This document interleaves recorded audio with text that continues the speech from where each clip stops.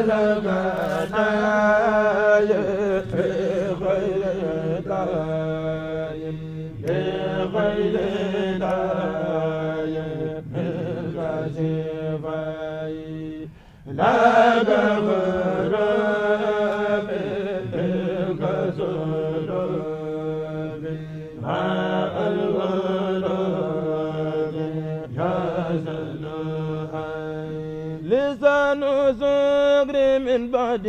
ذكر بخير ما يلزم علي لسان جاي من بعد ذكر بخير ما يلزم علي